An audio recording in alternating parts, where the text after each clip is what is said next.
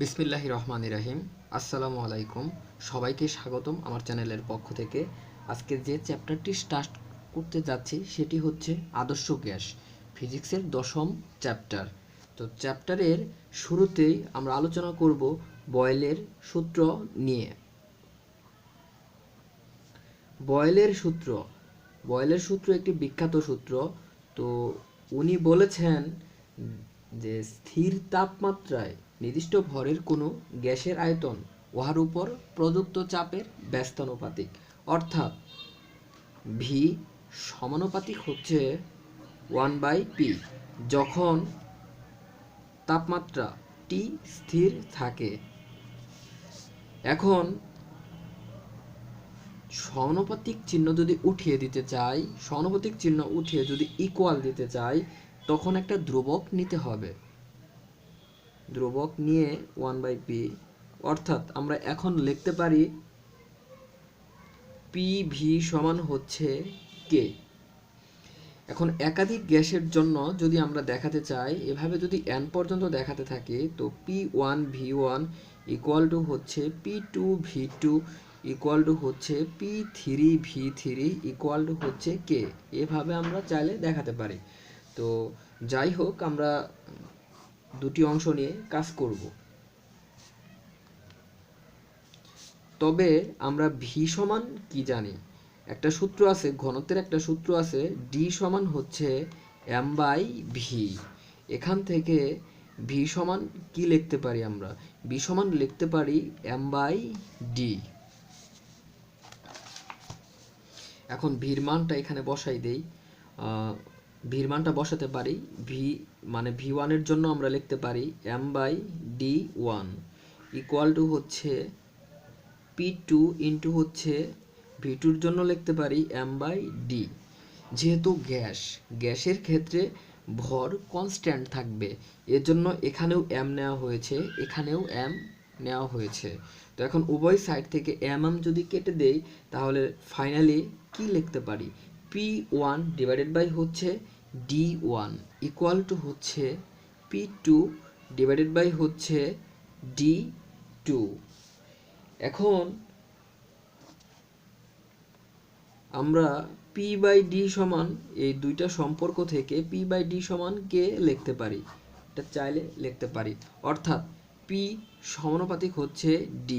Pর সাথে Dর সম্পর্ক, D হচ্ছে ঘনত্ব আর P হচ্ছে চাপ। তো চাপের সাথে ঘনত্বের সম্পর্ক হচ্ছে সমানুপাতিক। তো লক্ষ্য করো, বয়েলের সূত্র যেখানে থাকবে তাপমাত্রা স্থির। তো এটা মনে রাখার ট্রিক্স হচ্ছে যে তাপমাত্রা স্থির নাকি চাপ স্থির, এটা মনে রাখার ট্রিক্স হচ্ছে বয়েল। আমরা যখন কোনো কিছু বয়েল করি, সিদ্ধ করার ক্ষেত্রে তাপমাত্রা লাগে অবশ্যই। তো তাপমাত্রা সেজন্য স্থির থাকবে, মনে রাখার জাস্ট ট্রিক্স বলা যেতে পারে। তো তাপমাত্রা যখন স্থির, তো আর বাকি দুটো ভেরিয়েবল থাকে আয়তন এবং চাপ, এই দুইটার সাথে সম্পর্ক দেখাতে হবে। আর এই দুইটা সম্পর্কের সাথে হচ্ছে ব্যস্তানুপাতিক। ঠিক আছে, আয়তনের সাথে চাপের সম্পর্ক কি? চাপের সম্পর্ক হচ্ছে ব্যস্তানুপাতিক। ব্যস্তানুপাতিক ব্যস্তানুপাতিক সম্পর্ক মানে কি? ব্যস্তানুপাতিক সম্পর্ক মানে হচ্ছে এখানে যদি চাপকে বাড়াই তো আয়তন হ্রাস পাবে, চাপকে যদি কমাই তো আয়তন কি হবে? বৃদ্ধি পাবে। এই একটা বাড়াইলে আরেকটা কমে, একটা কমাইলে আরেকটা বাড়ে, এটাই হচ্ছে ব্যস্তানুপাতিক সম্পর্ক। আর সমানুপাতিক সম্পর্ক হচ্ছে একটা বাড়াইলে আরেকটাও সেম বাড়বে, সমহারে বৃদ্ধি পাবে। এটাই হচ্ছে সমানুপাতিক সম্পর্ক, সমহারে বৃদ্ধি পাবে অথবা সমহারে হ্রাস পাবে, এটাই হচ্ছে সমানুপাতিক সম্পর্ক।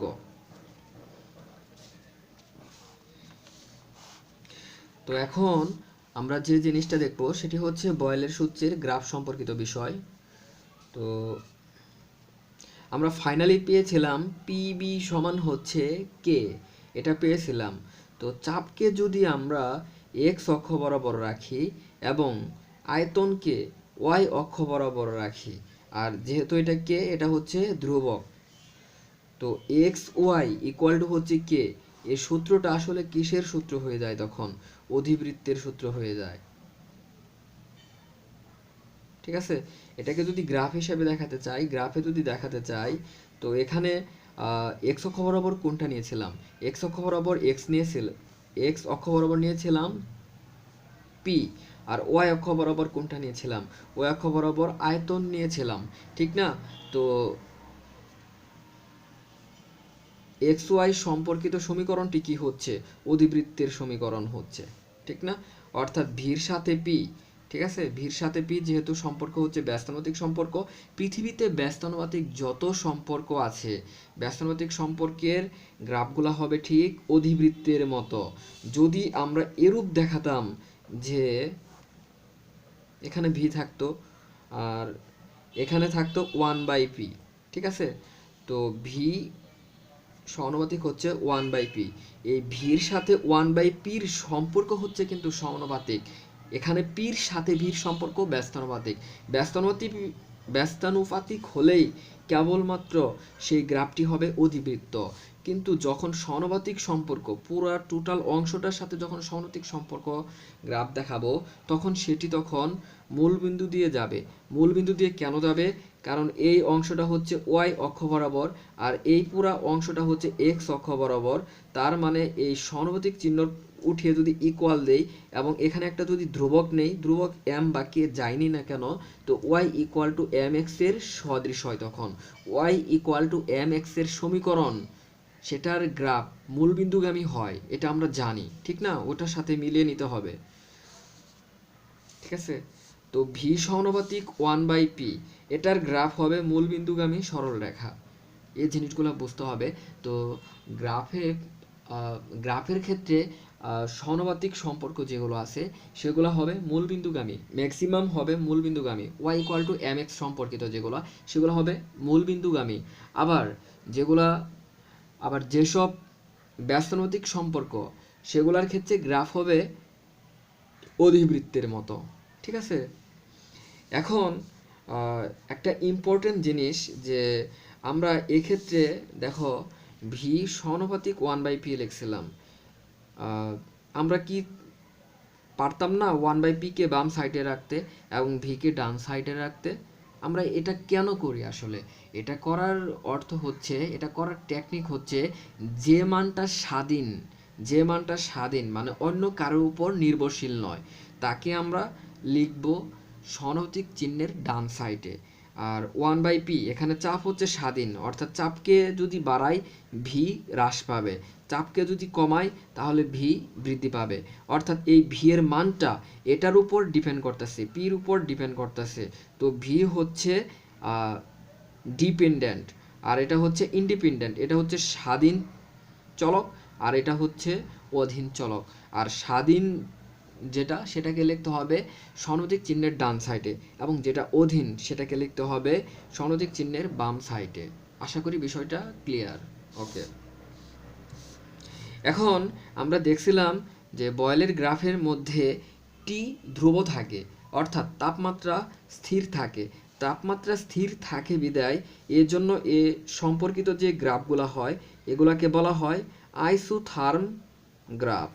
আইসো মানে হচ্ছে একই, মানে হচ্ছে সম, আর থার্ম মানে হচ্ছে তাপমাত্রা, THERM, আইসোথার্ম গ্রাফ, ঠিক আছে? এগুলো হচ্ছে কিসের গ্রাফ? Isotherm graph. ওকে, এখন আমরা দেখিয়েছিলাম পির সাথে ডির সম্পর্ক। পি হচ্ছে চাপ এবং ডি হচ্ছে ঘনত্ব। ঘনত্বের সাথে চাপের সম্পর্ক কি দেখিয়েছি আমরা? ঘনত্বের সাথে চাপের সম্পর্ক দেখিয়েছি সমানুপাতিক। তো আমরা যদি ওয়াই অক্ষ বরাবর যদি পি নেই এবং এক্স অক্ষ বরাবর যদি ডি নেই, তো পি সমানুপাতিক হচ্ছে ডি।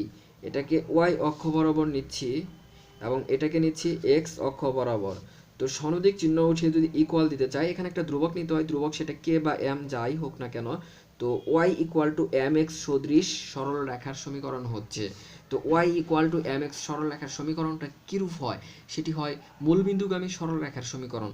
এজন্য মূলবিন্দু দিয়ে অতিক্রম করবে এটা, কেমন?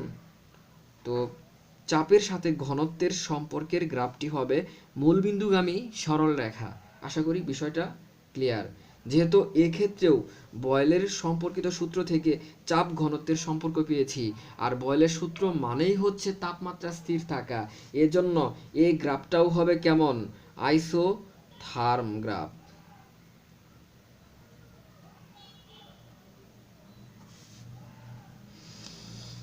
আশা করি বিষয়টা বুঝতে পেরেছ। এখন আমরা চলে যাব চার্লসের সূত্রের ক্ষেত্রে।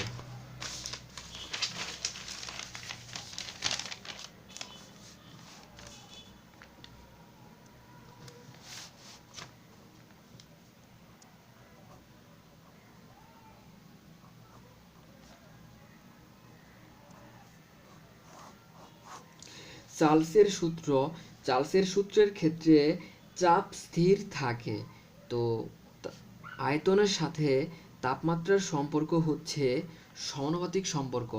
এটাও মনে রাখার ট্রিক্স হচ্ছে চার্লসের সূত্রের ক্ষেত্রে চাপ স্থির। এটা আমরা কেমনে মনে রাখবো, এটা মনে রাখার কৌশল হচ্ছে চার্লসের প্রথম অক্ষর হচ্ছে চ, চ দিয়ে হচ্ছে চাপ, এজন্য চাপ স্থির থাকবে। কেমন, এটা হচ্ছে টেকনিক মনে রাখার। আর এখানে টি, এটা হচ্ছে পরম তাপমাত্রা। তো আমরা সমানুপাতিক চিহ্ন উঠিয়ে ইকুয়াল যদি দিতে চাই, তো সেক্ষেত্রে আমাদের একটা ধ্রুবক লাগবে। ধ্রুবক হিসাবে আমরা নিতে পারি কে, অর্থাৎ ভি ইকুয়াল টু হচ্ছে কে টি। এখন আমরা V by T equal to লিখতে পারি কে। এখন আমরা চাইলে অনেকগুলো আয়তন এবং তাপমাত্রার জন্য দেখাতে পারি। V one by T one equal to হচ্ছে V two by T two equal to হচ্ছে V three by T three, এভাবে চলতে থাকবে। এভাবে আমরা চাইলে দেখাতে পারি। তো আমরা এই দুইটা সম্পর্ক নিলাম, ঠিক আছে। এই দুইটা সম্পর্ক থেকে আমরা আবার নতুন আরেকটা সম্পর্ক বের করব। তো আমরা জানি ঘনত্ব ডি সমান কি, ভর বাই আয়তন। ডি ইকুয়াল টু হচ্ছে এম বাই ভি, বা ভি সমান লিখতে পারি এম বাই ডি, ঠিক না।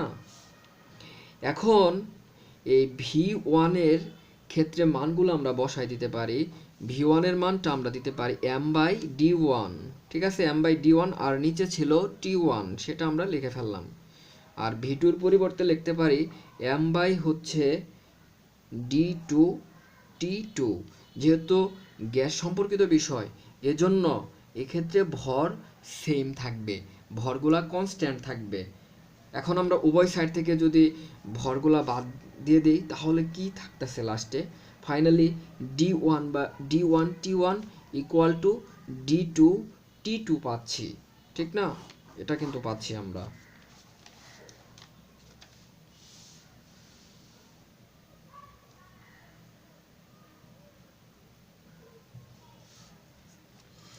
এখন আমরা চার্লসের সূত্রের গ্রাফ দেখাবো। গ্রাফের মধ্যে আয়তন এবং তাপমাত্রার সম্পর্ক দেখাবো। তো আমরা ভি সমান কি পড়ছিলাম লাস্টে, ভি সমান পড়ছিলাম কে টি, এখান থেকে ভি ইকুয়াল টু কে টি পড়েছিলাম। তো ভি ইকুয়াল টু কে টি লিখলাম, এই ভিকে ওয়াই অক্ষ বরাবর রাখলাম, আর টিকে রাখলাম এক্স অক্ষ বরাবর। আর এখানে যেটা আছে সেটাকে আমরা এম এর সাথে তুলনা করতে পারি, অর্থাৎ y equal to M x সম্পর্কিত যে সূত্র আছে সে সূত্রের সাথে আমরা মিলাতে পারি। Y equal to M x, এটা হচ্ছে মূলবিন্দুগামী সরল রেখার সমীকরণের সূত্র। তো এজন্য এটা প্রকৃতি হবে মূলবিন্দুগামী সরল রেখা, ঠিক আছে। এই বরাবর নিলাম ভি, আর এই বরাবর নিলাম এক্স, এটা হবে মূলবিন্দুগামী সরল রেখা। আর যেহেতু চার্লসের সূত্রের ক্ষেত্রে চাপ স্থির থাকে, এজন্য এটাকে বলা হবে আইসোপ্রেস গ্রাফ, অর্থাৎ চাপ সমান, তার মানে হচ্ছে সমচাপীয় গ্রাফ, ঠিক আছে। আশা করি বিষয়টা বুঝতে পেরেছ। ওকে, এখন আমরা পড়ব গে-লুসাকের সূত্র।